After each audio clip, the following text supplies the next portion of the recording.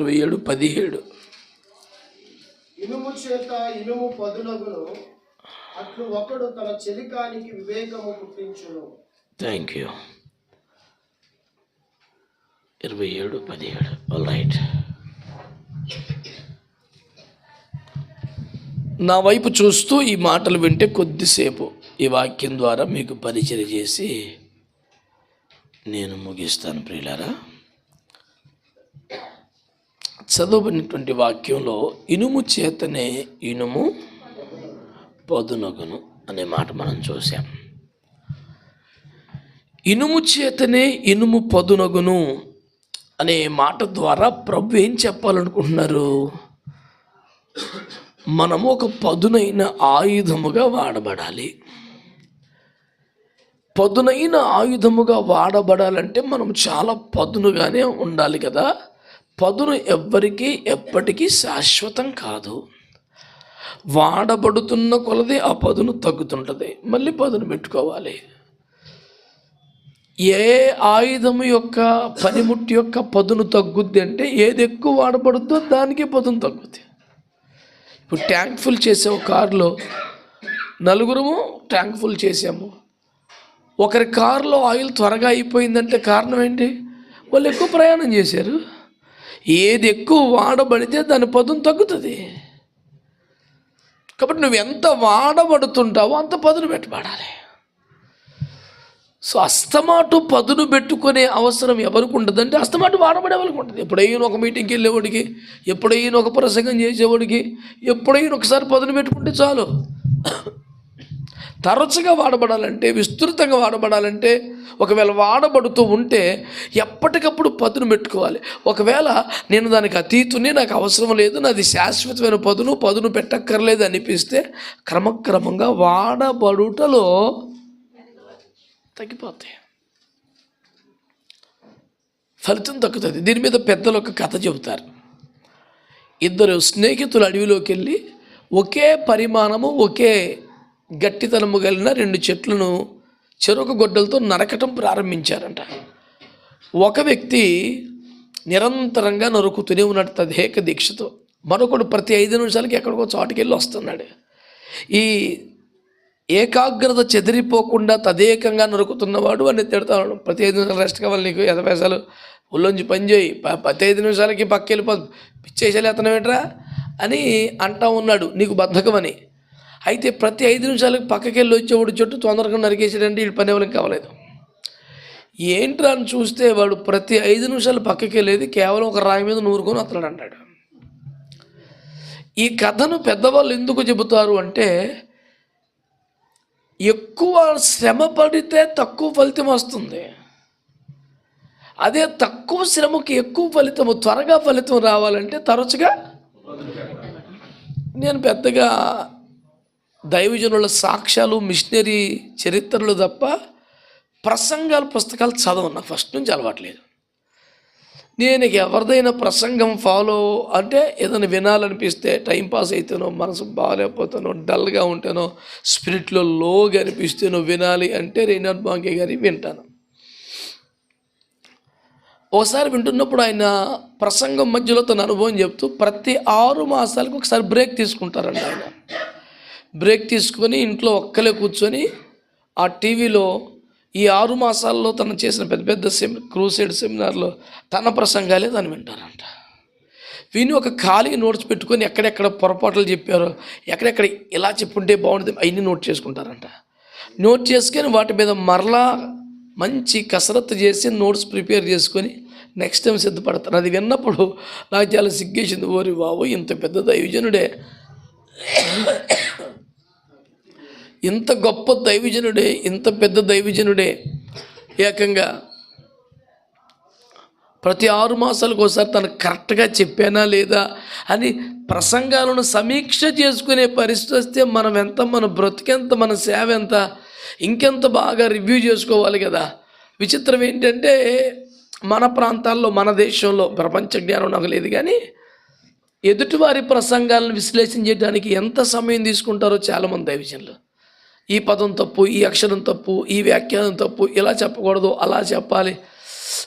వారి అందరూ ఒక దశంభాగం సమయం తమ ప్రసంగాలను సమీక్షించడానికి పెట్టుకుంటే ఇంకా మేలు జరుగుండేదేమనిపిస్తుంది నాకు. ఎందుకంటే 1 గంట ప్రసంగంలో ప్రతి అక్షరం మీద కామెంట్ చేశాడు ఒక ఆయన. ఎంత శ్రద్ధ ఉండాలి. 14 నిమిషాలు 23 సెకండ్లు ఇలా అన్నారు, 29 సెకండ్లు ఇలా. అమ్మ బాబోయ్, అంత ఎంత శ్రద్ధగా, ఎంత పిన్ పాయింట్ కూడా మిస్ అవ్వలేదు. అది ఆశ్చర్యకరమైన క్వాలిటీయే కానీ అంత అభినందించవలసిన క్వాలిటీ ఏమీ కాదు కదా. ఒకసారి ప్రసంగి 10:10 చదవండి. ప్రసంగి 10:10.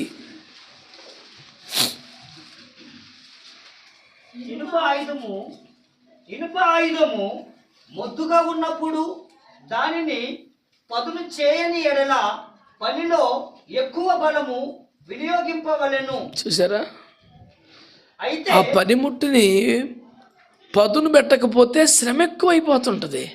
చాలా కష్టపడిపోతుంటాం, చాలా అలసిపోతుంటాం, కానీ ఫలితం తక్కువ వస్తుంది. ఇంటికి వారమంతా కష్టపడతాం, నెలంతా కష్టపడతాం, దేవుని రాజ్యానికి ఎంత ప్రయోజనం కలిగింది అంటే మళ్ళీ విచారకరమైన జవాబు వస్తుంది.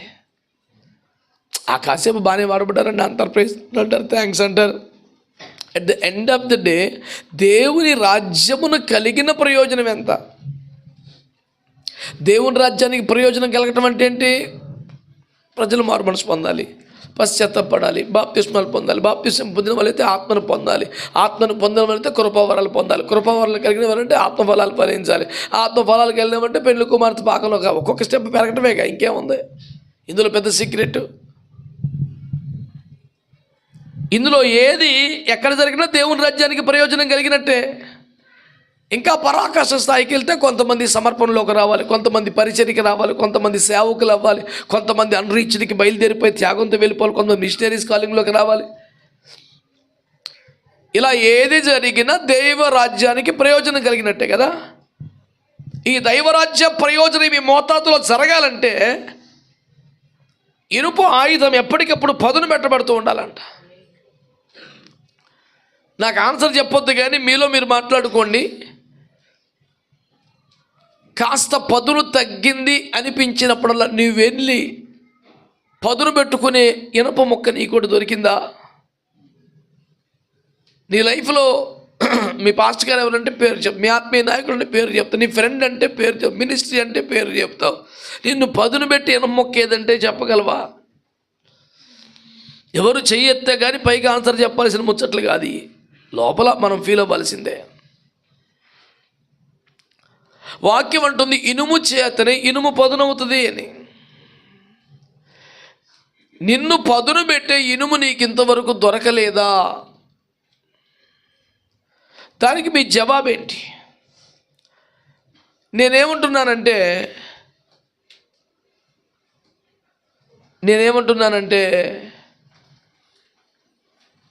అసలు మీరు ఇనుమేనా?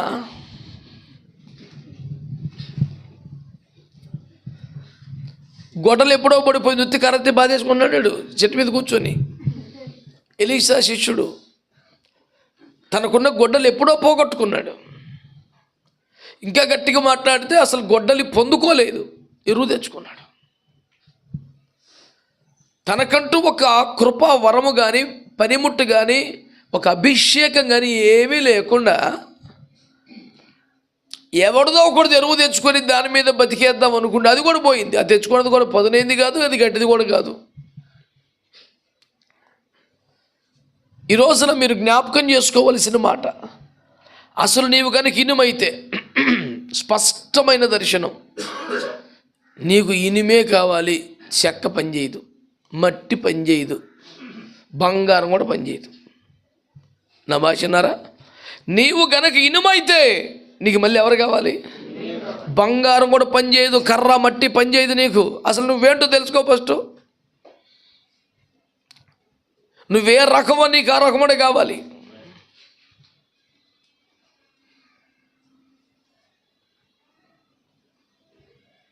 నువ్వు ఇనుమైతే నీకు పదును పెట్టగలిగి ఇనుమే కావాలి. మళ్ళీ ఇనుముకి బురద సెట్టు కాదు. దానియేలు గ్రంథంలో దానియేలుకు వచ్చినటువంటి దర్శనంలో చెప్పారు కదా, ఇనుము బురద పచ్చి మీద కలిసి ఉన్నాయి కానీ ఆ తర్వాత పొసగక విడిపోయాయి అని. అందుచేత కొత్తలో పరిచయమైన కొత్తలో ప్రైజ్ అవుట్ బ్రదర్ సిస్టర్ రండి బ్రదర్ మీరు రావడం సంతోషం బ్రదర్, ఈ పచ్చి కొంతకాలం ఉంటుంది, అది ఎండిపోతే అస్సలు పోసకదు. ఎందుకంటే అందులో ఏదో ఒకటే ఇనుము ఇంకొకటి బురద. కాబట్టి నువ్వు ఏమిటో నీకు అదే కావాలి. ఇందులో సాధారణమైనటువంటి అవగాహన కోసం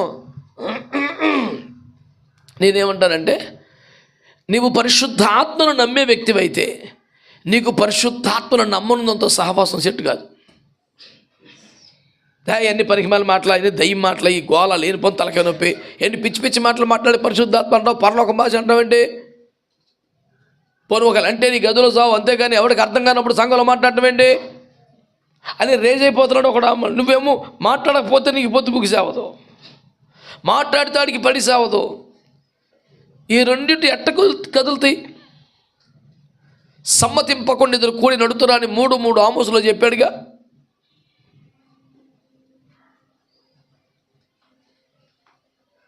దావీదు కూడా తన పశ్చాత్తాప ప్రార్థనలో ప్రధానంగా అడిగిన మాటలు ఇంకొక మాట ఏంటంటే,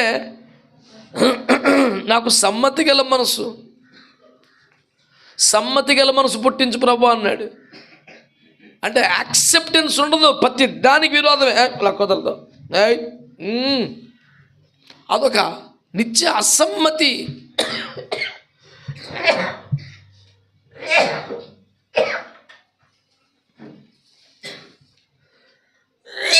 ఎక్స్క్యూజ్ మీ. చచ్చిపోయాడు కానీ హైదరాబాదులో పి జనార్దన్ రెడ్డి అని ఒక నాయకుడు, కాంగ్రెస్ నాయకుడు ఉండేవాడు. PJRగా ఆయన ప్రసిద్ధి. ఆయన పేరు పేపర్లో ఎక్కడ రాసినా ఆయన పేరుకు ముందు నజరేయుడని యేసు అని మనం రాసినట్టు నిత్య అసమ్మతి నేత అయిన PJR అని రాసేవాళ్ళు. ఏ పేపర్ చూడు నువ్వు. ప్రతిపక్షములో ఉండి అధికార పక్షాన్ని ఇబ్బంది పెడతాం. అధికార పక్షంలో ఉంటే కూడా అధికార పక్షంలో ఒక్కొక్క నేర్పించేస్తాడు. ఇతను ఉన్నంతకాలం ప్రతిపక్షం ఆగి పడుకోవచ్చు, ఈడే పేరం తీసేస్తాడు.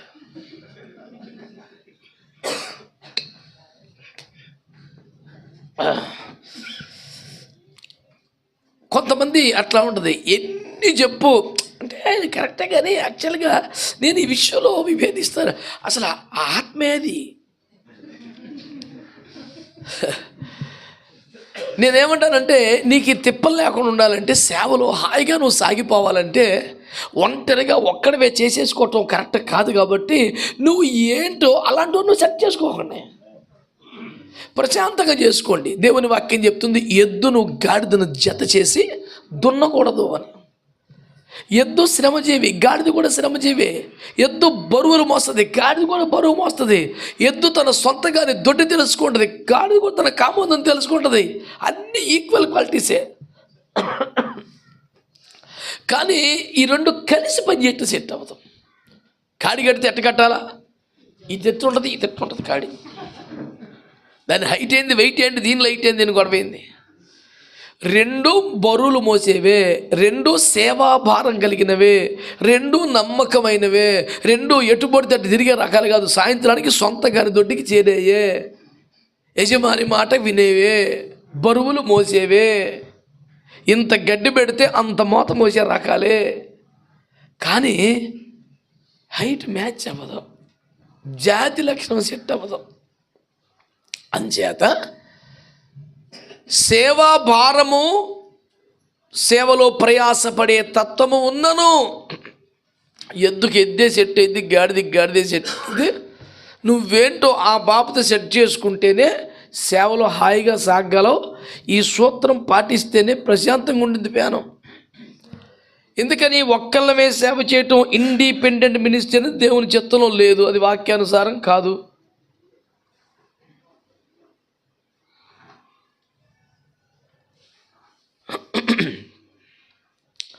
తిరుబాటుకి బాగానే వస్తున్నారే 12 దేవుని స్తోత్రం, హల్లెలూయా. కనుక దేవుని బిడ్డలారా, నేను అనేది ఏంటంటే, ఒంటరిగా చేయటం దేవుని చిత్తం కాదు. మోషే గారు మొదలుకొని ఇద్దరిద్దరిగా పంపటమే వాక్యానుసారం. మినిమం 2 అన్నది, పైన ఎంతమంది అన్నది దేవుని చిత్తం. మరి నువ్వు ఇనుమైతే ఇనుమునే సెట్ చేసుకో.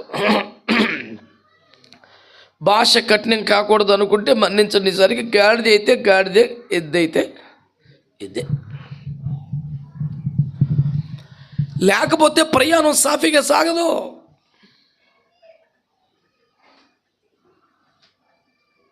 అలాగే నువ్వు దర్శనమును నమ్మేవాడు అనుకో, దర్శనం లేవు, కళ లేవు, స్వప్నాలు లేవు, అవన్నీ పిచ్చి మాటలు లేని పొందే. వాక్యం చదువుకొని నీకేం అర్థమైతే అది చెయ్యి. అంతవరకే దర్శనమే. కళలో స్వప్నంలో నిరర్థకమైపోతాను వాక్యం నోర్మై అంటాడు ఒకడు. మరి ఆడితో కలిసి నువ్వు దర్శనం పట్టుకొని చేయాలంటే నీకు అవ్వదు. నువ్వే ప్రార్థనలోనో ఉపవాసంలోనో మోకాల మీద ఉండగా దేవుడు ఏదో చూపిస్తాడు నీకు. అదంతా భ్రమరా. అట్లాంటివి లేవు. వాక్యం ఒకటే. దర్శనం లేవు, గిరిజన లేవు అంటాడు. ఇప్పుడు నువ్వు ఎట్టగలిసి చేస్తారు.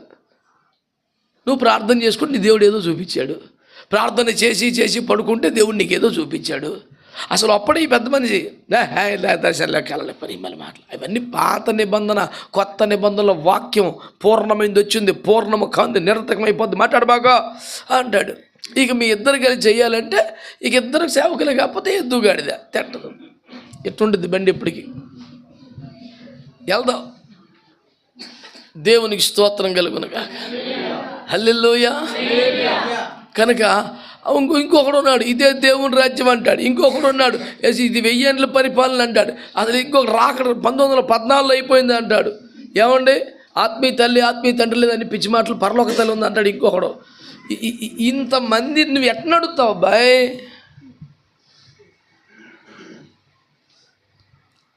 మరి మిగతా వాళ్ళందరితో ఏం చేయాలి? మనం విభేదించాలి. అక్కర్లా. ప్రైజ్ ది లార్డ్ ఫెలోషిప్ చాలు. అందరితో సమాధానంగా ఉండాలి. అందరితో కలిసి పనిచేయలేం కదా. మేము లీడర్షిప్ సెమినార్లో మేము చెప్పే రెగ్యులర్ డైలాగ్ ఏంటి తెలుసా? ఎవడు మంచి లీడర్ అంటే ఎవడు నో చెప్పే ధైర్యం ఉందో ఆడే మంచి లీడర్. ఏమన్నా ఫీల్ అవుతాడేమో, అన్నిటికీ ఎస్ చెప్పకుండా పోతే నాశనం అయిపోతుంది ఎవరి కోటం. లేదు బాబు ఇది దేవుని చిత్తం కాదు, లేదు బాబు ఇది వాక్య వ్యతిరేకం, బాబు నేను చేయలేను, నేను రాను అనాలి కదా. నువ్వు చెప్తాడు ఫీల్ అవుతాడేమో అంటే, ఎస్ బాబు నీకు నువ్వు చెప్పేస్తే రేపు మొహమాటం వేయాలండి. నేను చెప్పేది ఒక్కటే, మనం ఎవడైతే అన్ని సెట్ చేసుకోవాలి. నాకు ఎన్ని సోకలు నేను ఒక్కనే చేసుకుంటాను, అది వాక్యానుసారం కాదు. సహవాసం ముఖ్యం, కలిసి ఉండటం ముఖ్యం. అసలు దేవుని ప్రేమ ఎవడైనా సమగ్రంగా అర్థం చేసుకునేవాడు ఉంటాడా? దేవుని ప్రేమ నాకు మొత్తం అర్థమైపోయింది అని చెప్పినోడు ఉంటాడా? ఏంటి సైలెన్స్ ఏంటి? ఓరి నాయనో, ఈ పాయింట్ మీద కూడా విభేదం ఉందా? అసలు ఇది బేబత్సం అసలు. కానీ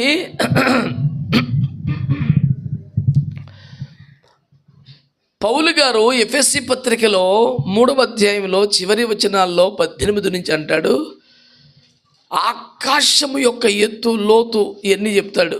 ప్రేమ యొక్క ఎత్తు లోతు వెడల్పు, అది ఆకాశం కంటే ఎక్కువ, సముద్రం కంటే లోతు, ఇవన్నీ చెప్పాడు. చెబుతూ ఈ ప్రేమ యొక్క లోతు ఎత్తు వెడల్పు నువ్వు తెలుసుకోవాలంటే సమస్త పరిశుద్ధులతో కలిసి ధ్యానిస్తే తెలుసుద్దంట. అంటే ఒంటరి ధ్యానంలో దేవుని ప్రేమే అర్థమవుతుంది. ఇక మర్మాలు ఎలా? నువ్వు ఒక్కడివే గదిలో తలుపులు వేసుకొని ధ్యానం మొదలు పెడితే దేవుని ప్రేమే అర్థం కాదు. అదొక విచిత్రమైన బ్రహ్మ పదార్థంగా జడ పదార్థంగా ఉండిపోద్ది. ఈ క్రైస్తవ్యంలో మొదట ఎవరికైనా అర్థం అవ్వాల్సిన దేవుని ప్రేమ, ఆ తర్వాత స్వార్థ మర్మము, పరలోక రాజ్య మర్మం, ఇవన్నీ బోల్డ్ ఉన్నాయి. అవన్నీ అలా దేవుని ప్రేమ దగ్గరే బండి కొట్టేసింది కదా. కనుక ఒంటరి వ్యవహారం అన్నది క్రైస్తవ్యములో లేదు. నువ్వు ఎవరో ఒకరితో సహవాసం కలిసి పని చేయవలసిందే. ఆ సహవాసం ఇంటికి దగ్గరుందనో, చిన్నప్పటి నుంచి పరిచయం ఉందనో, మాయ అవుతాడనో, బాబాయ్ అవుతాడనో, ఇవన్నీ సండే స్కూల్ పాయింట్లు. నువ్వు ఇనుమైతే నువ్వు ఇనుముని సెట్ చేసుకో అంతే. నీకు బురద పని చేయదు, నీకు చెక్క పని చేయదు, నీకు కర్ర పని చేయదు. నువ్వు నశించిపోయే ఆత్మల కొరకు పరితపించే రకం అనుకో. ఎక్కడికమ్మడు సువార్త చెప్పాలి, నీకు పౌలు గారిలా బాధ వచ్చేస్తుంటుంది. అలాంటి భారం ఉన్నోడినే నువ్వు సెట్ చేసుకోవాలి. మొన్న ఒకడు అన్నాడు నాతో, సువార్త కోసం ప్రయాసపడాలి అన్నా. మీరు అమాయంగా మాట్లాడతారు కానీ పొందగోరువాడి వల్ల ప్రయాస వల్ల ఏమీ కలగదని వాక్యంలో ఉంది. నువ్వు కూర్చొని అన్నాడు. ఇప్పుడు ఇంకేం చెప్పాలి చెప్పండి? ఓ ట్యూబ్కి పిన్ని చెట్టు పొడిచినా పోతుంది, ఆడు గవర్నమెంట్ పొడి చేశాడు. ఆడు మళ్ళీ వాక్యమే. ఎందుకంటే సైతాన్ పూనేశాడు ఆడికి. ఎందుకంటే సైతాన్ అయితేనే రెఫరెన్స్లతో కొడతాడు కరెక్ట్గా. మీరు ఎప్పుడైనా చెప్పండి, ఎవరన్నా వాక్యం చెప్పగానే వాడు మంచి గొప్ప అభిషక్తులు అనుకోండి, సైతాను వాడు ఎప్పుడూ రెఫరెన్స్ లేకుండా దాడి చేయడు, వాడు వాక్యంతోనే కొడతాడాడు. అన్నా నేను ఏకేపించాలనుకున్నాను కానీ నాడు వాక్యం చెప్తున్నాడు. అమ్మా లోపల అవకాశం లేదు తల్లి, అడ్జస్ట్ అయిపోండి. దేవునికి స్తోత్రం. సుమారు 12:30 అవుతుంది. ఇంక ఇప్పుడు ఎందుకు అసలు 12:10. ఎన్ని గంటలకు చెప్పావు నాన్న? 9:30 చెప్పాడు మావాడు. కానీ ఇంకెక్కడుంది చోటు? ఎక్కడ కూర్చుంటారు? వద్దుగా, కష్టమే.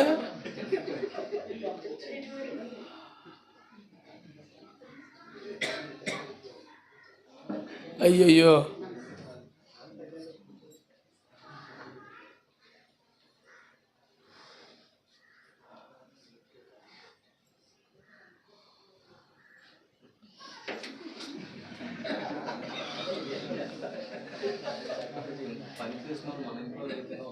అలాగైతే ఓకే. నువ్వు ఇప్పుడు క్లాసిఫికేషన్ చేయాలి నాకు. దేవునికి స్తోత్రం కలుగునగాక. కింద వంటలు చేసి పనులు చేసి వచ్చే వాళ్ళకి స్వాగతం అంట. ఇది కన్వీనర్ వాక్కు. దేవునికి స్తోత్రం కలుగునగాక. హల్లెలూయా. దేవునికి స్తోత్రం. హల్లెలూయా. ఏంటంటేనండి, ఎన్ని కుండలైనా నింపగలిగిన నూనె కూడా ఆగిపోయే టైం ఉంటుంది సార్. ఎంత పెద్ద నోవ కూడా తలిపేసే టైం ఉంటుంది సార్. దేవునికి స్తోత్రం. మీ అందరికి వందనాలు. ఇంకా నాకు పెద్దగా వాక్యాలు తెలియదు, నన్ను ఏమనబాకండి. హల్లెలూయా. క్రైస్తవుడు అనే మాట మొదట శిష్యులు క్రైస్తవులు అనబడ్డారు. శిష్యుడు అనే మాట ఎక్కడి నుంచి వచ్చిందంటే డిసైపుల్ అంటారు ఇంగ్లీష్లో. The very word disciple derived from the word discipline. అది మూలం, రక్తం అదే.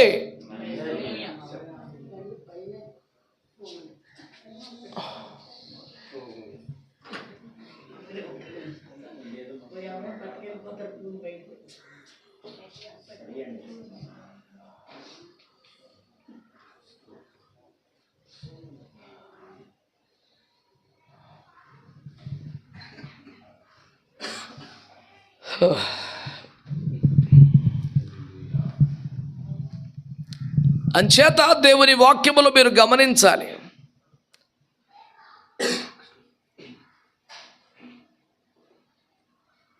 ప్రతి దానికి దాని జతపక్షి కలదని యెషయా గ్రంథములో దేవుడు మాట్లాడుతున్నాడు. లేఖనాల పరంగా చూస్తే దానియేలు గ్రంథానికి మత్తయి సువార్త ఇలా జతపక్షులు కలిసి ఉంటాయి.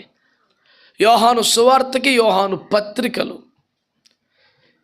యోహాను పత్రికలు అర్థం కావాలంటే యోహాను సువార్త చదివితేనే అర్థం అవుద్ది. యోహాను సువార్త అర్థం కావాలంటే కూడా పత్రికలు చదవాలి. ఎందుకంటే యోహాను 3:16 అంటే ఎవడైనా చెప్తాడు. ఏంటది? దేవుడు లోకముని ఎంతో. యోహాను 3:16 సరిగ్గా అర్థం అవ్వాలంటే మొదటి యోహాను 3:16లో ఉంటుంది దాని లింకు. అది చదివితేనే అర్థమైంది. దేవుడి యొక్క రచనా శైలి అది కదా. కొంత ఇచ్చట కొంత అచ్చట రాస్తాడు.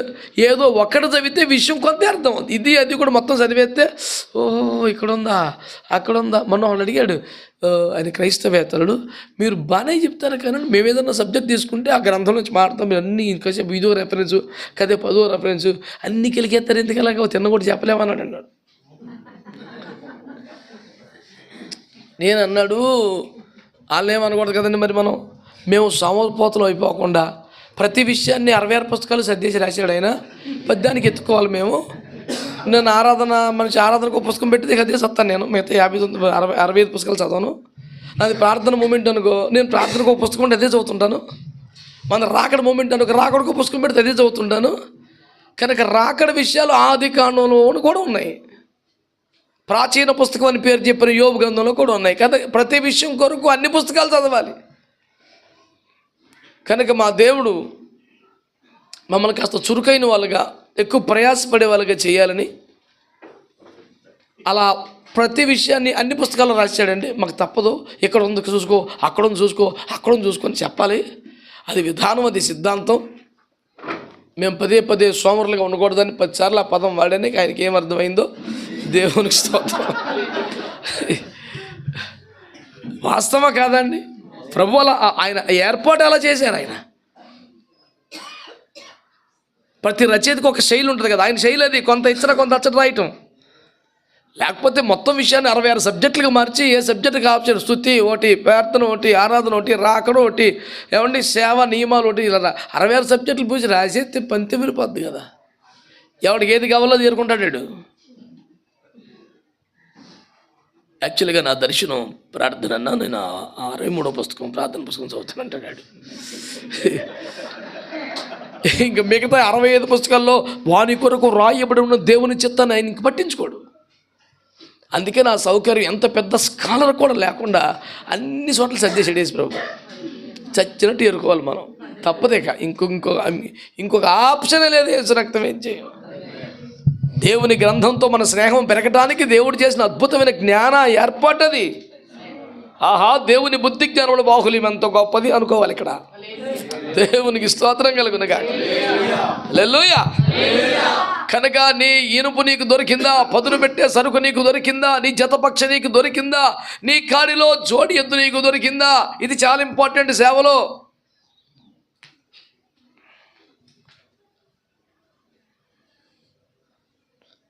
నేను ఎప్పుడూ చెప్పే మాట మళ్ళీ చెప్తాను ఈ పూట మీకోసం. మందస్సమును మోసే ఒక పరిచర్యను దేవుడు బయలుపరిచినప్పుడు 30-40 లక్షల మంది ప్రాణములకు అడ్డుపడగలిగిన స్థాయి ఉన్న మోసే లాంటి దైవజనుడు కదండి. 40 లక్షల మంది జనాలకి అడ్డుపడగలిగిన ఒక మహాప్రాకారం లాంటి గొప్ప దైవజనుడు మోసే. తన గురించి తానే పలికిన ఒక మాట సంఖ్య 11లో, వీరిని గర్భమును మోసాను నేను, నా మెడ కట్టేవేంటి, సత్ర నెల మోయలేక అన్నాడు. అడ్డుపడటమే కాదు, 30-40 లక్షలు గుండెల మీద మోసాడు. అంత గొప్ప దైవజనుడిని కూడా ఒక్కడే మోసేలాగా మందసాన్ని డిజైన్ చేయనివ్వలేదు. మందసం అంటే 4 మోయాల్సిందే. అంటే మోసేలే ఒకవేళ యాజకత్వాన్ని నియమించబడితే ఇంకో 3 ఎత్తుక్కోవాలి. అహరోను కూడా ఇంకో 3 ఎత్తుక్కోవాలి. ఎలా మీరందరూ అంటారు నేను మోసేస్తాను, నేను తీసుకెళ్తా. అసలు డిజైన్ అట్టు ఉండదు. ఎంత పెద్ద దైవజనుడు ఇంకో 3 ఎత్తుకోవాల్సిందే. I can manage all on my own. It's okay. I'm experienced. You can enjoy my expertise and skills and all. ఏం ఉండదు కోటం. The very design is like that. అందుచేత ఈ సేవని మనం అర్థం చేసుకుంటే ఒంటరి సేవ వాక్యానుసారం కావద్దు. ఒంటెత్తు పోకడ సేవలో ఉండదు. ఆమేన్. నువ్వు ఇనుమైతే నీకు ఇనుమే కావాలి. నువ్వు ఆత్మను నమ్మేవాడు అయితే నీకు ఆత్మను నమ్మేవాడే కావాలి. నీకు దర్శనం ఉంటే దర్శనం ఉన్నవాడే కావాలి. నీకు నశించిపోయి ఆత్మల పట్ల భారం ఉంటే నీకు అలాంటి వాడే కావాలి. నువ్వు సంఘ క్షేమాభివృద్ధి కోసం శుద్ధీకరణలో ప్రయాసపడేవాడు అయితే నీకు ఆ రకముడే కావాలి. నువ్వు సేవకుల్ని బలపరిచి ఒక సైన్యమును తయారు చేసే మూమెంట్ అయితే నీకు అలాంటి వాడే కావాలి. సో అందరితో ప్రైజ్ లార్డ్ చెప్పు, అందరితో సమాధానంగా ఉండు. కాకపోతే పదును పెట్టుకుని ఒకడు చూసుకో.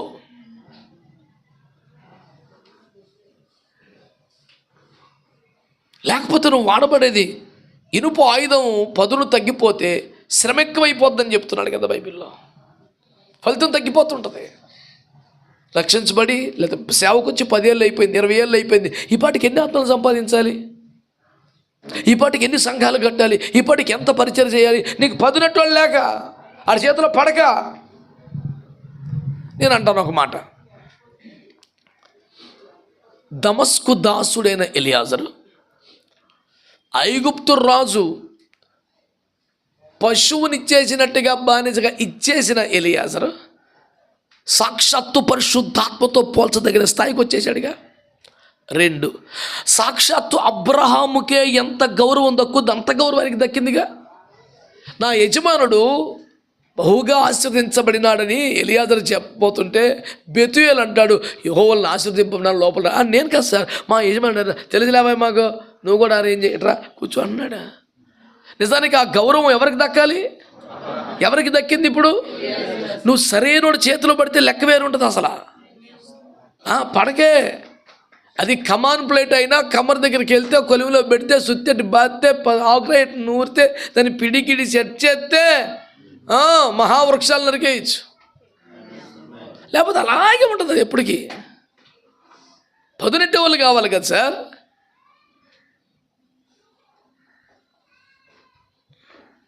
తిమోతి పౌలు గారికి ముందు నుంచే క్రైస్తవుడు. పౌలు గారు వచ్చాక కొత్తగా నమ్ముకోవాలి, ముందు నుంచే ఉన్నాడు. కానీ పౌలు గారి చేతిలో పడ్డాకే ఎట్టెళ్ళిపోయింది రేంజ్.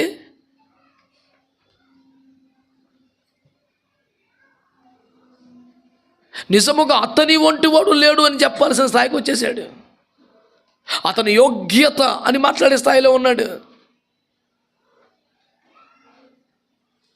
ఎన్నో సంఘాలని అద్భుతముగా కాసిన ఒక ఉత్తమ కాపరిగా అతనికి చరిత్ర ఉన్నది.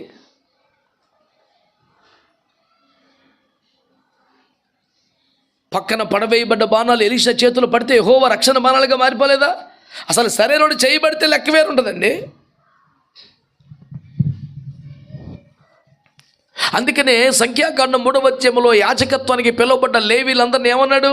సుమారు 8-9 వచనాలకు వెళ్తే వాళ్ళు మొదట అహరోనుకు పరిచారకులగునట్లు అతడు అహరోను చేతికి వారు అప్పగింపబడవలను, వారు అతని వశమున ఉండవలను, అతని చేతి కిందను అతని కుమారుల చేతి కిందను వారు ఉండవలెను.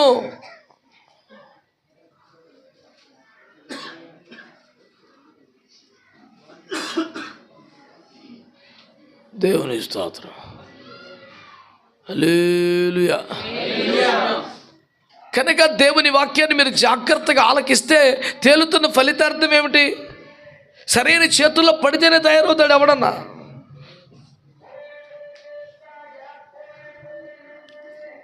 కనుక నువ్వు నీ ఇనప ముక్క ఏదో సెట్ చేసుకో ఫస్ట్, లేకపోతే అలా సంవత్సరాలు అయిపోతూ ఉంటాయి, ఫలితం కొంచెమే ఉంటుంది.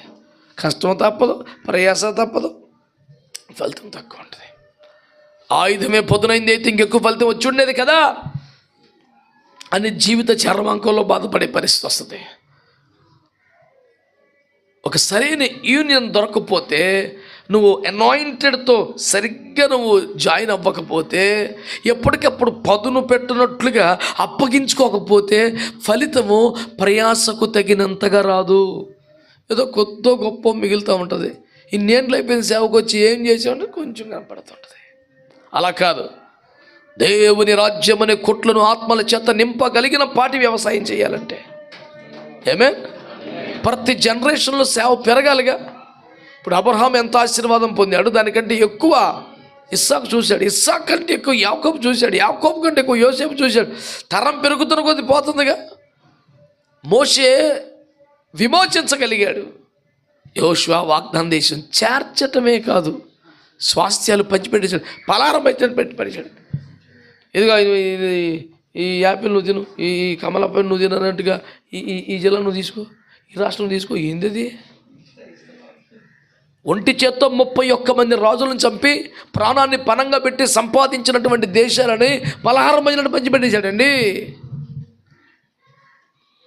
ప్రతి తరములో యెహోషువ ప్రజలకు స్వాస్థ్యాలు పంచిపెడితే దావీదు దేవుడు కోరుకునే స్వాస్థ్యాన్ని దేవుడికి తెచ్చిపెట్టాడు. పోతన కొద్ది ఇంకా రేంజ్ పైకి పోతూనే ఉందిగా. అంచేత నా మనం ఏంటంటే, నీకు సరైన చేతిలో పడితే, నిన్ను పదును పెట్టే ఇనమ్మకోట నీకు దొరికితే అసలు నీ లెక్క ఇంకా బీభత్సంగా ఉంటుంది. ఎందుకంటే నీకు ఆశ ఉంది, నీకు భారం ఉంది, నీకు సమర్పణ ఉంది, నీకు ప్రయాసపడే మనసు ఉంది, అవసరమైతే ప్రభు కొరకు చచ్చిపోదామన్నంత తెగింపు ఉంది. కానీ ఫలితం మాత్రం చాలా తక్కువే వస్తుంది, తగిన పదులు లేక.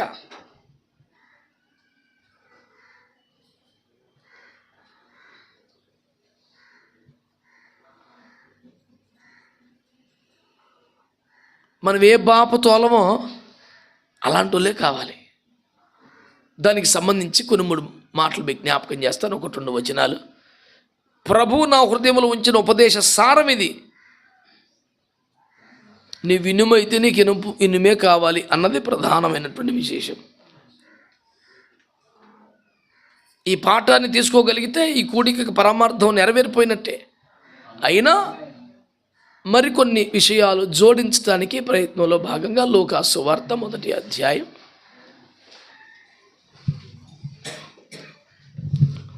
లూకా సువార్త 1వ అధ్యాయం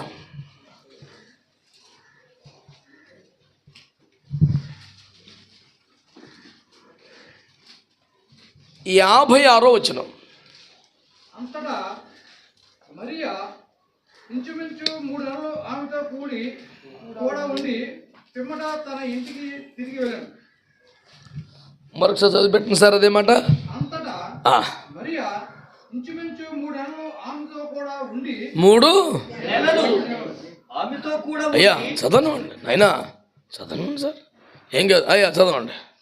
3 నెలలు ఆమెతో కూడా ఉండి పిమ్మట తన ఇంటికి తిరిగి వెళ్ళాడు. దేవునికి స్తోత్రం కలుగునగా. హల్లెలూయా. ఇప్పుడు మరియా కృప కలిగిన వ్యక్తి లేని వ్యక్తి? మీరందరూ సైలెంట్ అయిపోతాం బాగోలేదు. అసలు మరియ మీద దేవుని కృప ఉందా లేదా? దేవుని ఆత్మ దిగి వచ్చాడా లేదా? మరియలోనికి దేవుని వాక్యం ప్రవేశించిందా లేదా? మరి యొక్క సమర్పణ ఉందా లేదా? మరి యొక్క తెగింపు ఉందా లేదా? ఇన్నున్న మనిషికి ఇంకొకరు తోడింది అసలు.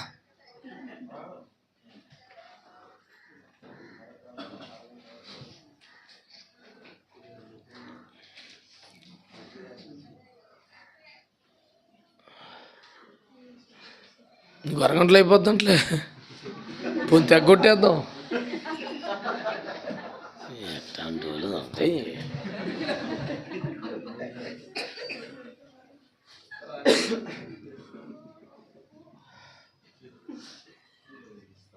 దేవునికి స్తోత్రం, అందరికీ వందనాలు.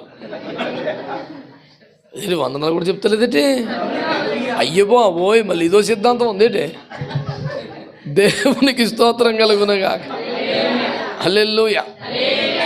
ప్రియులారా, దేవుని వాక్యాన్ని మనం ఆలోచన చేయాలి. నేనంటాను, మరియ దేవుని ఏర్పాట్లో ఉన్న వ్యక్తి, మరియ పరిశుద్ధతలో ఉన్న వ్యక్తి, మరియ దేవుని కృప పొందిన వ్యక్తి, మరియ దయాప్రాప్తురాలు. మరియలోనికి దేవుని వాక్యం వచ్చింది. మరియను దేవుని సర్వోన్నతిని ఆత్మ కమ్ముకున్నది. మరియ నీ మాట చొప్పున నాకు జరుగున గాకని సమర్పించుకున్నది. పర్యవసానానికి తెగించింది, సిద్ధపడింది, దేవుని ప్రత్యక్షతలు కలిగింది. ఇంత రేంజ్ ఉన్న మనిషికి డైరెక్ట్గా దేవదూత దిగి వచ్చి మాట్లాడుతుంటే ఇంకెవరి సపోర్ట్ కావాలరా బాబు?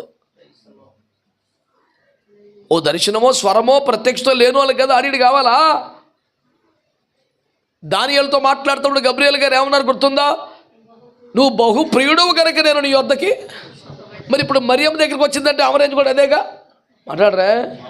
మరి దేవునికి ఇంత ప్రియమైన వ్యక్తి, నేరుగా పరలోకం నుండి సమాచారం పొందుకునే కెపాసిటీస్కి వచ్చేసిన వ్యక్తి, దయ పొందిన కృప పొందిన వ్యక్తికి ఇంకొకరు తోడు అవసరమా? పోనీ చూసిరామన్నారు, చూసేసి ప్రెసిడెంట్ అమ్మగారు మరి మీరే కాదు మేము కూడా దర్శించబడ్డాం ఇప్పుడు అని వచ్చేయచ్చు కదా. గట్టిగా మాట్లాడితే మీరు వృద్ధాప్యుల దర్శనం, మేము యవ్వన కాలంలో దర్శించబడాం, దేవుని కృప మా పైన అధికముగా ఉన్నది అని వచ్చేయచ్చు కదా. అలాంటి బీభత్సం తరం లేదండి ఇప్పుడు. సింపుల్ పెద్ద ఎక్కువేం కదండి. వాళ్ళ మీద దేవుని ఆత్మ మా మీద కూడా ఉందండి. వాళ్ళకే దర్శనం మాకు ఉంది, వాళ్ళకి పిలుపు ఉంది మాకు ఉంది. అమ్మమ్మమ్మమ్మ ఇదేంటి?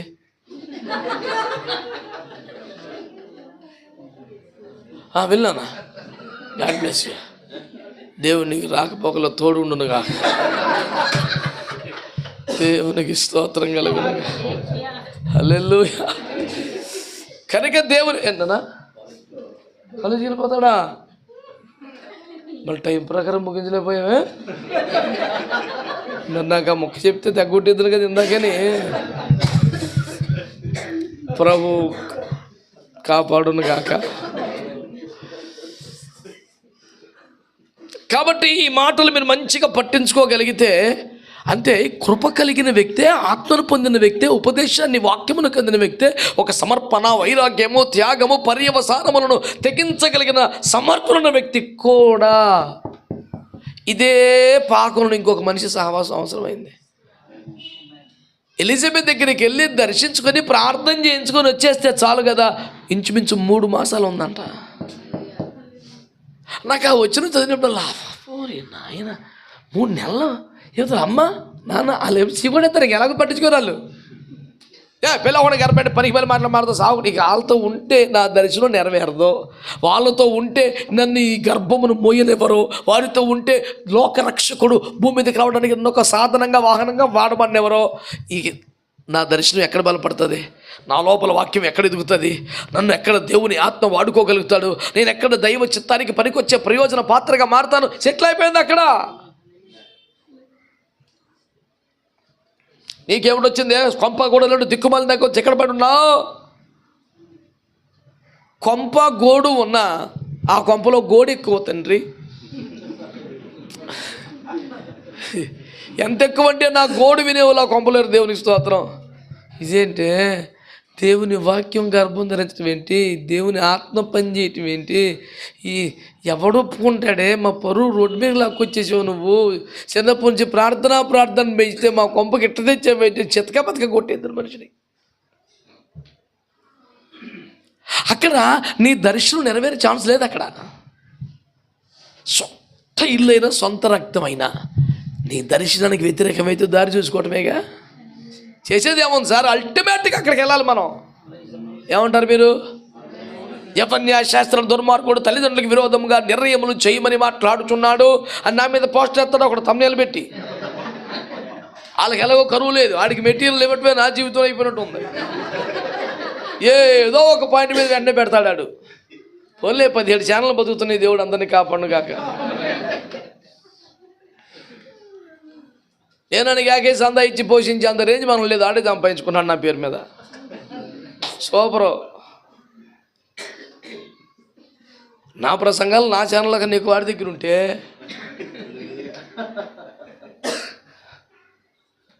ఇది మహామర్మం అని రాసుకోవటమే మనం.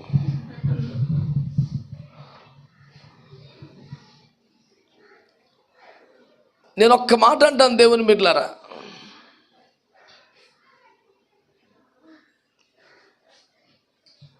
మీలో యెహోవా పక్షముగా ఉండేవాడు ఎవడో ఈ పక్కకి రండ్రా అంటే లేవీలు వచ్చి ఉండకపోతే అమ్మ మా నాన్న, అమ్మ మా పెద్దనాన్న, మా చోటు లేదు సార్, ఇక అడ్జస్ట్ అయిపోతామే.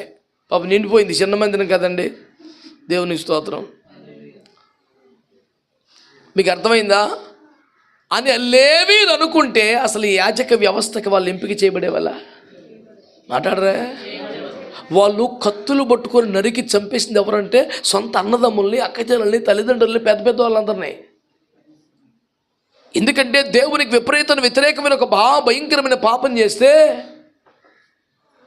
అంత ఘోర పాపం చేసాక కూడా ఇంకో ఛాన్స్ దొరికింది. రై ఇప్పటికైనా మీరు యెహోవా పక్షం నుండి వచ్చారని తప్పైపోయింది బాబా, దోడవతలు దోసేసి కంగారు పడిపోయి చేతులు కడిగేసుకొని వచ్చి యువతల నుంచి ఉంటే బతికేద్దరు కదా. అదొక ఫాల్స్ ప్రెస్టేజ్, ఒక యుగో అన్నమాట. సర్లే కష్టపడి తొలం బంగారం వేసుకొని దూడ చేసాం, ఇప్పుడు వెళ్ళిపోతే ఏం బాగుంటుంది, చేసింది నిన్నే కదా, ఇంకో వారం డ్యాన్స్ కడదామని అక్కడే ఉండిపోయాడు ఒక్కొక్కడు. స్తోత్రం. ఎంతమంది చచ్చిపోయారు లెక్కేసుకోండి మీరు. ఇంచుమించు 3000 అంట.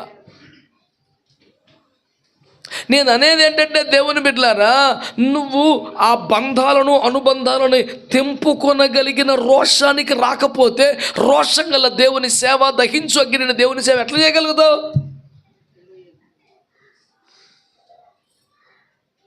ఆ లేవీలో ఉన్న ఆకసి, ఆ రోషం లేవీ గోత్రం చెందిన కోరవ కుమారులు చూపించారు. మళ్ళీ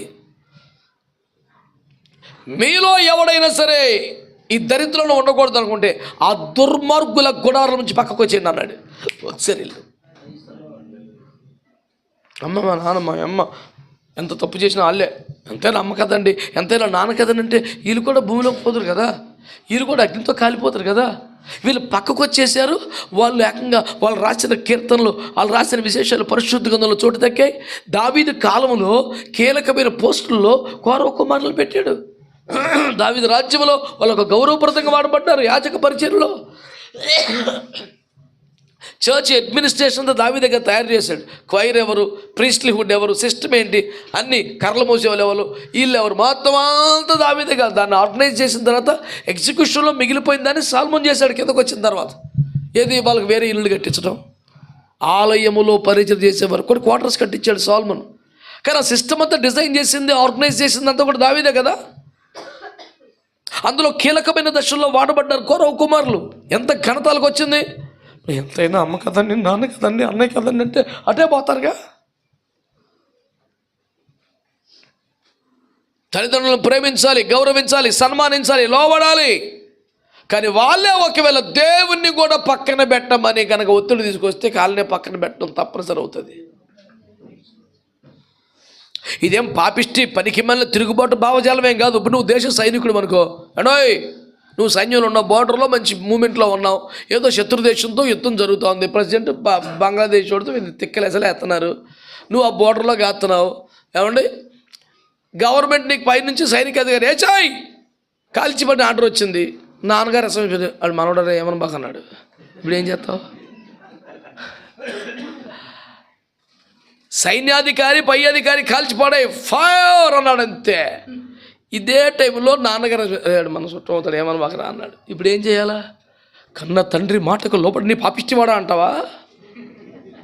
అనుబంధాలకు, ఆప్యాయతలకు, రక్త సంబంధాలకు మించిన దేశభక్తుడు అంటావా? దైవజనుడు సైనికులు అంటాడే కదా. వ్యక్తిగత ప్రయోజనాలు, కుటుంబ బంధాలకు మించి దేశ ప్రయోజనాలు అనగా సార్వత్రిక దేవుని రాజ్య ప్రయోజనాల కోసం అనుబంధాలకు మించిన త్యాగంతో, సమర్పణతో పనిచేయాలి కదా. ఎవడాడు ఇప్పుడు ఎంత కొరకెట్టేస్తున్నా? అమ్మో మా టీంలో ఒకడున్నాళ్ళు అయ్యా, పెద్ద అయితే బీటౌట్ చేసేలా ఉన్నావు కాను. ఏ రక్తమే జయం. హల్లెలూయా. పడుకొని పిల్లలు ఎంతసేపు పడుకుంటే అంత ఆరోగ్యంగా ఉంటారు. దేవుని స్తోత్రం. పిల్లలు పడుకునే వాళ్ళు పాస్టర్లు పడుకునేవ్వకూడదు, రూల్ అది. రాత్రులు కూడా పడుకోకూడదు పాస్టర్లు, ప్రశాంతంగా కాసేపే పడుకోవాలా. మొదలుదాము లేచిపోవాలంతే. సాయంకాలం మొదలు ఉదయం వరకు నిద్రగాచి తైలమును తీయాలి. మనకు బోల్ కావాలి వాడా, వేళ ఎంత అయింది, ఇదంతా మన డ్యూటీయే. ప్రపంచమంతా మెలుకున్నప్పుడు మనం కొంచెం విశ్రాంతి తీసుకునే పర్లేదు. ప్రపంచం కురికితే నువ్వు పడుకోవటానికి వెళ్ళలేదు. బస్సులో 45 మంది ప్రయాణికులు పడుకోవచ్చు, డ్రైవర్ పడుకోకూడదు అంతే. దేవునికి స్తోత్రం కలుగునుగా. సంఘంతో పోల్చుకో, నేను మనుషుని కాదో, నాకు అలసట రాదా, రాకూడదు. నీకు అనుమతించబడ్డ సమయాలు కొన్ని ఉంటే మంచిగా రెస్ట్ తీసుకో. డ్యూటీ ఎక్కినప్పుడు ఇక ఆ మాట మాట్లాడకూడదు అంతే. దేవునికి స్తోత్రం కలుగునుగా. హల్లెలూయా.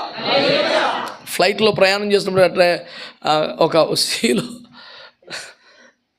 31,000, 45,000 మీటర్లు ఎక్కడికో అంత పైకి వెళ్ళిన తర్వాత మన ఓలాచగా అయి చెప్తాడు, ఇప్పుడు మనం పసిఫిక్ సముద్రం మీద 35,000 మీటర్లు ఎత్తుకుపోవాలి. ఆయన ఎందుకు రా మాకు అవన్నీ, మాకు ఏమీ తెలుతులా, కనబడతలని చీకట్లో ప్రశాంతంగా ఉన్నాం, ఏదో పుస్తకం చూసుకున్నావు, ఫోన్ చూసుకున్నావు, నువ్వు లేని పొంది ఇప్పుడు పసిఫిక్ మహాసముద్రంలో 35,000 మీటర్లు మనశ్శాంతి లేకుండా చేశాడాడు. అయ్యి బాబోయ్, అప్పుడు కొద్దిగా తీరిపోయినట్టుగా అదో రకంగా అనిపిస్తుంది. అప్పుడు అంటాడు మళ్ళీ ముక్కు చెప్పి, okay let's enjoy, relax and sleep అని. నువ్వు ఆడపడుకొని ఇచ్చావు, సముద్రంలో మంచి సెంటర్ మీద ఉన్నామని చెప్పి ఇప్పుడు పడుకో అంటే ఇంకెవడు పడుకుంటాడు. ఇక యేసు రక్తం డ్రైవర్ మీద యేసు రక్తం ప్రోక్షిస్తున్నాం. పైలట్ని స్వాధీనంలో పెట్టుకోండి, దేవదూతల పరిచర్య ఇచ్చాయి, ఓ నీ అగ్ని కంచమై. ఎంత దొంగ భక్తుడికైనా ప్రార్థన వచ్చింది. వాస్తవం కదండి. ఆ కీలకమైన బాధ్యతలలో వారు నిద్రపోవటానికి లేదు. దేశ కావలిగాస్తున్న బోర్డర్లో సైనికుడు రిలాక్స్ అవ్వడానికి లేదు. దేవుని రాజ్యమును దొంగ కన్నము వెయ్యనికుండా చూవలసిన కావలి వాడు నిద్రపోవటానికి వీల్లేదు. సంఘం అనే దీపం ఆరిపోకుండా తైలము తీయవలసిన సేవకుడు ప్రశాంతంగా ఉండటానికి వీల్లేదు. ప్రయాసంలో ఉండాలి, కష్టంలో ఉండాలి, భారం ఉండాలి, బాధలో ఉండాలి. శిలువ మీద వేలాడుతున్న యేసుప్రభు భయంకరమైన గాయాలు పడుతుంటే చేదు చిరకరించారు. That's kind of pain killer అంటది. ఆ చేదు తాగితే నొప్పులు మర్చిపోవచ్చు. ప్రభు దాన్ని ఇష్టపడలేదు. ఎందుకంటే ఆయన ఆ నొప్పి భరించడానికి ఇష్టపడ్డారు. ఆయన దాని నుంచి బయటపడడానికి ట్రై చేయలేదు. అలాగ అనుకుంటే శిలువ మీద దిగిపోతుంది కదా, అది లేకుండా ట్రై చేద్దాను కదా. ఆ పెయిన్ నుంచి బయటపడే ప్రయత్నం ఏంటి అక్కర్లేదు. యెషయా 53:10 అంటాడు, అతడు తనకు కలిగిన వేదనను చూసి సంతృప్తి పడినాడు. అలా ఎక్కడుంటాడు? సాధించిన విజయాలను బట్టి సంతృప్తి పడతారు, వచ్చిన పేరు ప్రఖ్యాతులు బట్టి సంతృప్తి పడతారు, అవార్డులు బట్టి సంతృప్తి. నేను బాగా వేదన పడ్డాను, ఎవడో చచ్చిపోతాడు? అది యేసుక్రీస్తు మాత్రమే. అందుకనే అది ఎంత చిత్రమైన ప్రేమ, స్వచ్ఛమైన ప్రేమ అన్న పాటలో ఘనత కీర్తులలో ఆనందించకుండా వేదన పడియే సంతృప్తి పొందెను. ఇది ఎంత చిత్రమైన ప్రేమను రాశాను అన్నమాట. నేను వేదనలో సంతోషం ఎవరికి ఉంటుంది సార్ అసలు? అందుచేత నేను మిమ్మల్ని అడుగుతున్నది ఏమిటంటే, నీ దర్శనము కలిగిన, నీలాగే దర్శనం కలిగిన వ్యక్తి కదా ఎవరు? ఎలిజబెత్. ఆమె కూడా దైవికముగా అనుగ్రహం పొందిందే కదా, అది కూడా దేవుని ఏర్పాటే కదా. దేవుడు ఆమెను కూడా తన రాజ్య ప్రయోజనం కొరకు ఇంతకాలం పక్కన పెట్టాడుగా. ఇంతకాలం పెద్ద పాస్టర్ అంట ప్రార్థన చేస్తారంట, వాళ్ళే దర్శించబడలేదని అందరూ మాట్లాడారుగా. ఆమె నిందకు, అవమానానికి, శ్రమకు కారణం ఒక దేవుని రాజ్య ప్రయోజనం కోసం పక్కన పెట్టబట్టమే కదా. ఈరోజు మరియమ్మ కూడా దేవుని రాజ్య ప్రయోజనం కోసమే కదా నిందలు, శ్రమలు, అవమానాలకి గురవ్వాల్సి వస్తుంది. ఓ కోటి పక్షుల లెక్క.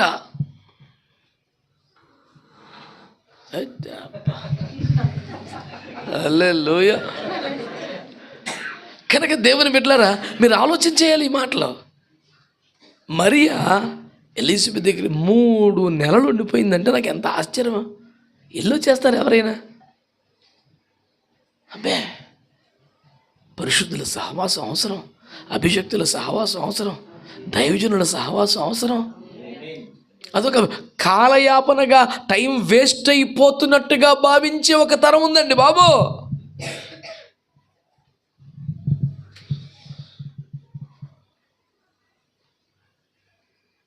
మీకు సింపుల్గా చెప్తాను, the association of the anointed will give a great impact in your life.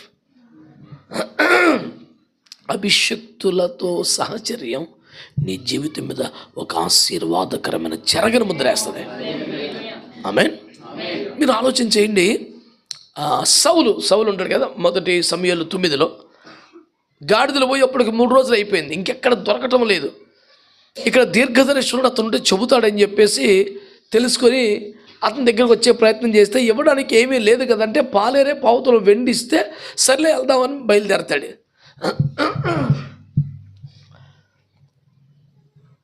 గాడిదలు ఎక్కడున్నాయో చెప్తే చాలు, అంతకన్నా అతనికి ఇంకేం లేదు.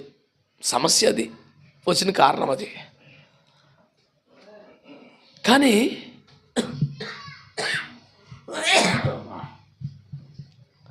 సమూయేలు అంటాడు, అతను వస్తున్నప్పుడు దేవుడు చెప్పాడు, నేను చెప్పాను కదా వేరొక నియమిద్దామని. వాడు వస్తున్నాడు, అతన్ని నువ్వు అభిషేకించాలి, ఇశ్రాయేలు మీద అధిపతిని దేవుడు చెప్తాడు. అవునా ప్రభా, సరే అంటాడు. ఎవరు వచ్చారు? 2 గాడిదలు పోతే 3 రోజులు తెప్పలు పడినా ఎత్తుక్కొని తిరిగి సంపాదించుకోలేని ఒక బలహీనమైన అమాయక వ్యక్తి వచ్చాడు. 12 గోత్రాల్లో బెన్యామీను గోత్రంలోనే కొంచెం ఆర్థికంగా చితికిన చిన్న స్థితి కలిగినటువంటి కీషు కుటుంబంలో వ్యక్తి వచ్చాడు. ఆ కుటుంబంలోని గాడిదలు కూడా కాచుకోవాలని ఒక అమాయకుడు వచ్చాడు. అన్ని రకాలుగా కిందిస్తాయి. తీర వస్తే ప్రభు సమూయేలు అంటాడు, నువ్వు భోజనం చేసి రెస్ట్ తీసుకో, నీ గాడిదల సంగతి రేపు చెప్తాను నేను అంటాడు. సరే బాబు అని చెప్పేసి భోజనం చేస్తాడు. సమూయేలు ఇంటి మీద మేడగదిలో ఉంచాడంట. పైన ఒక రూమ్ ఉంది బాబు, నువ్వు వెళ్ళి రెస్ట్ తీసుకోమంటే మంచిగా భోజనం చేసి పడుకోరాడు. నేను అప్పుడప్పుడు అనుకుంటాను, ఆ రాత్రి అంతా కొన్ని ప్రార్థనలో ఉన్నట్టుగా ఉందా? ఆ రాత్రి అంతా కన్నీరు గారుస్తూ ప్రభు ఏదో ఒక అద్భుతం చెప్పి హాయిగా భోజనం చేసి పడుకున్నాడు. 3 రోజులు తిరిగి కలిసిపోయినాడేమో. 2 మెతుకులు తిన్నాడు, దజ్జా పడుకున్నాడు. ఉదయం లేచినప్పుడు సమూయేలు మిద్దె మీదకి వెళ్ళి సౌలుతో మాట్లాడుచుండెను. నాకు ఆ ముచ్చట్లను చూస్తే ఎంత విచిత్రంగా ఉంటుందో. అసలు ఈ అబ్బాయి స్థిరం ఏంటి, ఆయన రేంజ్ ఏంటి? తిన్నకి సమూయేలు దగ్గరికి వెళ్ళి ఇక్కడ దీర్ఘదర్శనం ఉన్నాడంట, ఎక్కడ ఎవరో అని అడిగితే నేనే బాబు దీర్ఘదర్శని రాని కేకేసి వెళ్ళి అసలు ఆ కాన్వర్జేషన్ అంత భలే ప్రియము కనిపిస్తుంది. నాకు చాలా మంచిగా అనిపిస్తుంది. పదే చదువుతూ ఉంటాను, భలే ఉందరా బాబు అనిపిస్తుంటుంది. కొంతలోకి వెళ్ళిన తర్వాత పని మంది కొంచెం ముందెలా మనతో మాట్లాడాలి. రేంజ్ పెరిగిపోతుంది.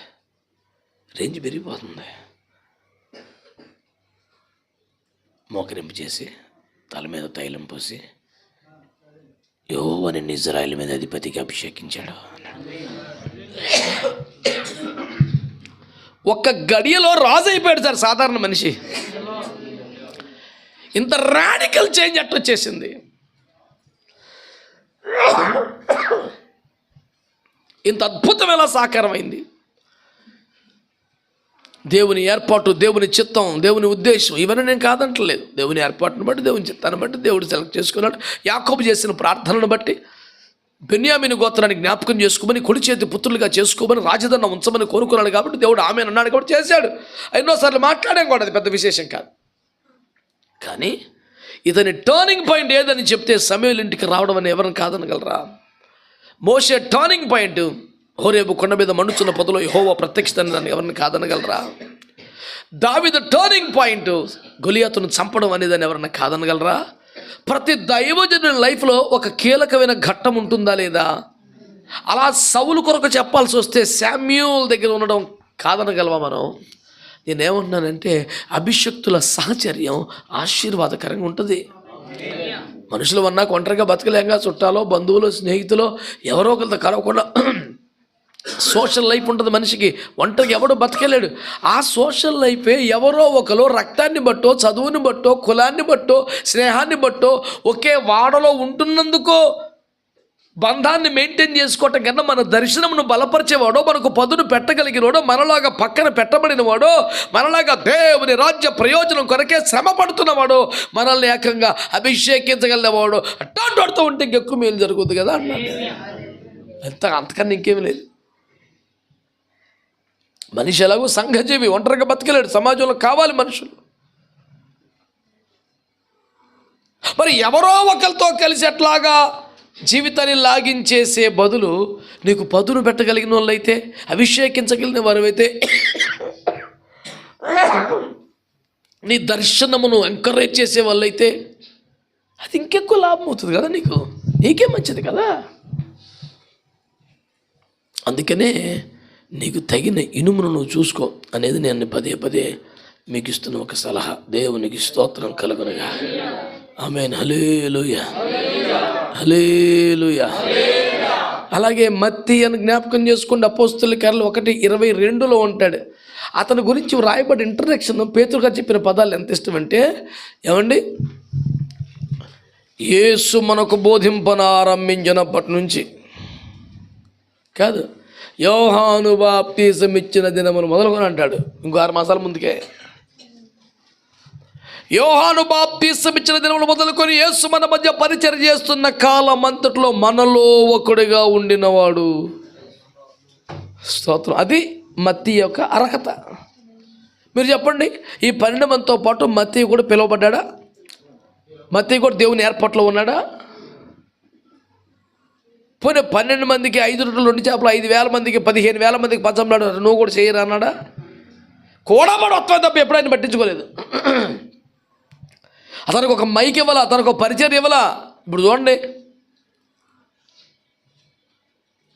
మనకు సంఘం 100 మందో 150 200 మందో, ఆ 100-150 మందికి భోజనాలు పెట్టాలంటే 10-20 మంది పనిచేస్తుంటాం. ఆ 100కి 150కే అందరం రాయ్ ఉప్పుదే, రాయ్ నీళ్ళు, రాయ్ అబ్బో అసలు మామూలుగా ఉండదు కూటం. 15,000 మందికి భోజనం పెట్టినప్పుడు దేవుడు ఎంతమందిని, యవనస్తులు కొంచెం సహకరించాలి, చూడపోతే తలకు చేయండి అనాలిగా. మీరే వడ్డించుడి. అది కూడా బఫే కాదు, ఆడు సావాడు దత్తల లైన్లో నుంచి వచ్చంటలేదు, పంక్తులు తీరి కూర్చోబెట్టి 15,000 మందిని లైన్లో కూర్చోబెట్టి పెడతాం. ఎంత సావండి, 18 మంది చచ్చిపోరా, ఇంకో నివ్వచ్చుగా, కనీసం పొద్దుగులు వెనకాల తిరిగి కూడా ఆడినా నివ్వచ్చుగా. అడుగు లైన్లో కూర్చొని భోజనం చేస్తామే. నేను ఎందుకు ఈ మాట చెప్తాను? సేవా క్రమాలు మాత్రమే కాదు నేను చెప్పేది. ఆరంభము నుండి తనకు ఒక ప్రత్యేకమైన పిలుపు కానీ, ఏర్పాటు కానీ, గుర్తింపు కానీ, బాధ్యత కానీ ఏమీ లేవు. అయినా ఈ 12 మంది ఎక్కడికి వెళ్తే కూడా వచ్చాడు. నువ్వు ఎందుకురా, నిన్నేమైనా పిలిచాడా? పో నిన్నేమైనా ఉత్తి చేర్చుకున్నాడా? నీకేమైనా పరిచయం ఇచ్చాడా? కూడా పెద్ద వెనకాల పడుతున్నావు. నా ఫోన్లో కొంచెం దూరంగా కూర్చుంటాను అని అనగానే వెనకాల వస్తానని వచ్చినా నీకేం పరిచయం ఇవ్వడు కదరా, ఇవ్వక్కరొద్దులే కూర్చుంటాను. కూడా 3.5 సంవత్సరాలు ఈ పిల్లలు లేని రోజు లేదంట.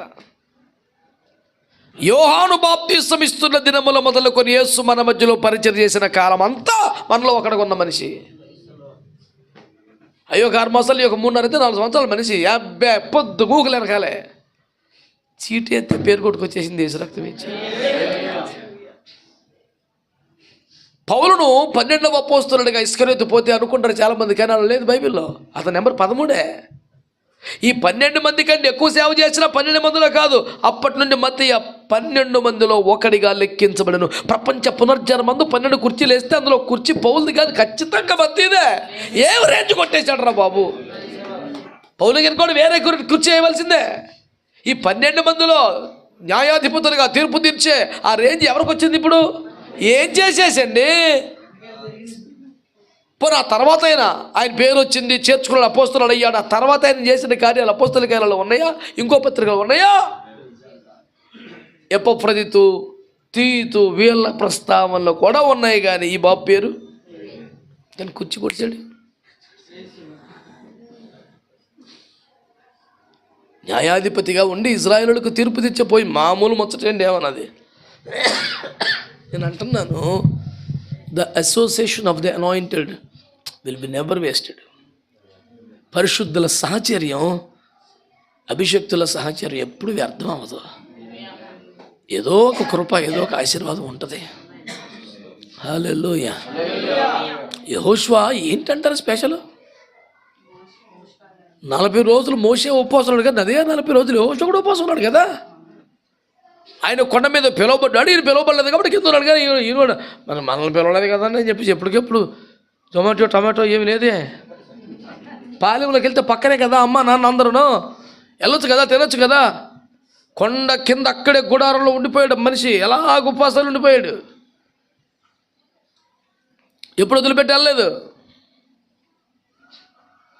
అంచేత నా మనం ఏంటంటే, దేవుని బిడ్డలారా, నా తిప్పలేదు పడతాను, నా సేవత నేను చేసుకుంటాను, నా బాధలు ఏం పడతాను, నా దర్శనం నేను చూసుకుంటాను, నా సంఘం నేను చూసుకుంటాను లాంటి సంకుచిత అమాయక వాక్య విరుద్ధ ధోరణిలో కొనసాగకుండా మీ దర్శనానికి తగిన, మీ పిలుపుకు తగిన, మీకు అప్పగించబడ్డ సేవకు తగిన సహకారులను, సహచరులను, అభిషక్తులను, పదును పెట్టగలిగిన వారిని మీరు కలిగి ఒక సహవాసంగా సేవ చేసుకోమని ఒక అనుభవపూర్వకమైన ఉపదేశాన్ని మీకు అందిస్తూ నా మాటలు ముగిస్తున్న కృపగల దేవుడు మనల్ని ఆశీర్వదించునుగాక.